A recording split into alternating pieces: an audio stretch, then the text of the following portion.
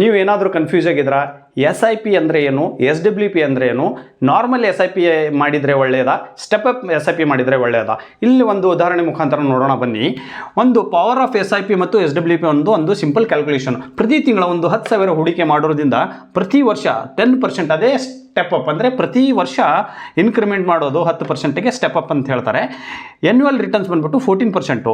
So ನಿಮ್ಮ total investment period ಬಂದ್ಬಿಟ್ಟು 25 ವರ್ಷ. ಅದರಲ್ಲಿ ಟೋಟಲ್ ಇನ್ವೆಸ್ಟ್ಮೆಂಟ್ ಅಮೌಂಟ್ ನೀವು 10,000 10% ಆಗಿ ಇನ್ಕ್ರಿಮೆಂಟ್ ಮಾಡಿದರೆ 1,20,00,000 amount investment amount. Total accumulated amount ಬಂದ್ಬಿಟ್ಟು 4,98,00,000.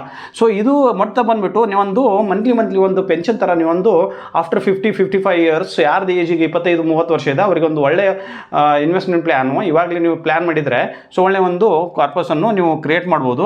ಅದು 4,98,00,000 ಪ್ರತಿ ತಿಂಗಳು 1 ಲಕ್ಷ ಆಗಿ ವಿಡ್ರಾ ಮಾಡಿದರೆ ಸೊ ಎನ್ಯುವಲ್ ರಿಟರ್ನ್ 14% ಕನ್ಸಿಡರ್ ಮಾಡಿಬಿಟ್ಟು ವಿಡ್ರಾವಲ್ ಪೀರಿಯಡ್ ಬಂದ್ಬಿಟ್ಟು 25, ಮತ್ತು ನೆಕ್ಸ್ಟ್ 25 ವರ್ಷ ನೀವು ವಿಡ್ರಾ ಮಾಡಿಬಿಟ್ಟು ಪ್ರತಿ ತಿಂಗಳು 1 ಲಕ್ಷ ಟೋಟಲ್ ನೀವು ವಿಡ್ರಾ ಮಾಡಿರೋ ಮೊತ್ತ 3 ಕೋಟಿ ಆಗುತ್ತೆ.